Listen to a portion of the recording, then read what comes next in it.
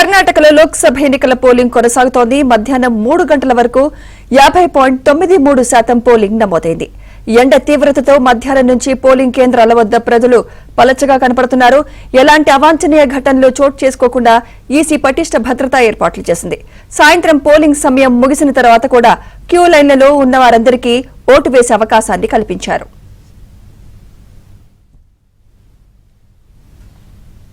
కర్ణాటకలో ఎన్నికల పోలింగ్ సరళిపై మరింత సమాచారం మా ప్రతినిధి రిత్విక్ అందిస్తారు.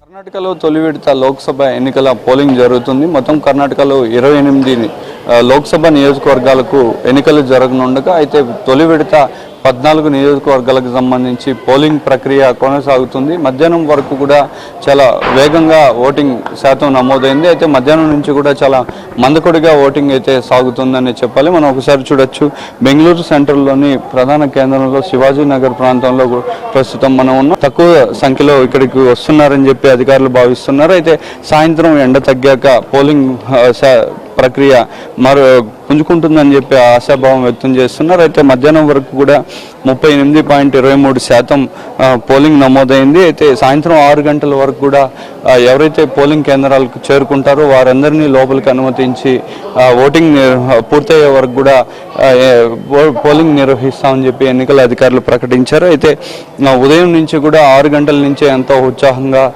పోలింగ్ కేంద్రాల వద్దకు చేరుకుని ఓటు హక్కు వినియోగించుకున్న ప్రజలు మధ్యాహ్నం నుంచి కూడా చాలా తక్కువ సంఖ్యలోనే వస్తున్నారు.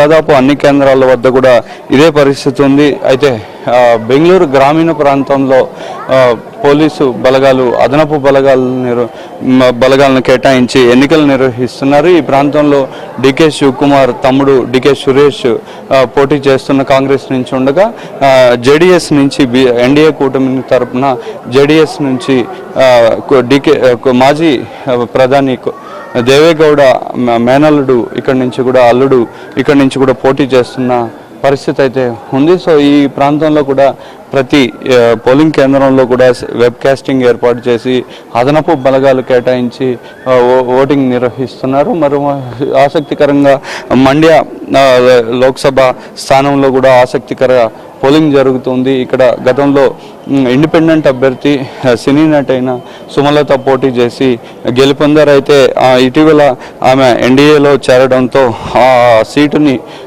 ఎన్డీఏ కూటమికి సంబంధించి జేడీఎస్ కుమారస్వామికి మాజీ ముఖ్యమంత్రి అయిన కుమారస్వామికి కేటాయించారు. ఆయన ప్రస్తుతం ఎమ్మెల్యేగా కూడా ఉన్నారు.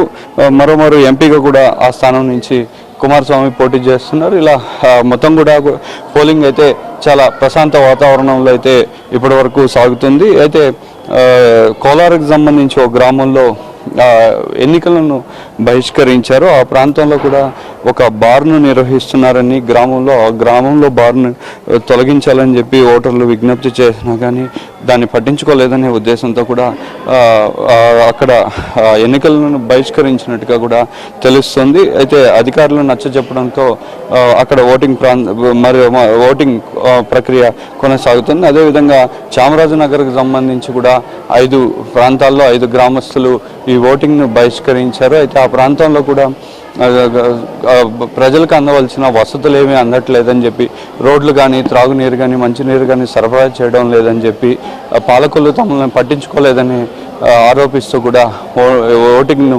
బహిష్కరించారు. ఇలా చిన్నపాటి ఘటనల మినహా కర్ణాటక రాష్ట్రంలో తొలి విడత ఎన్నికలైతే చాలా ప్రశాంత వాతావరణంలో జరుగుతుంది. కెమెరా పర్సన్ సునీల్తో కలిసి రుత్విక్, ఏబీఎన్ ఆంధ్రజ్యోతి, బెంగళూరు.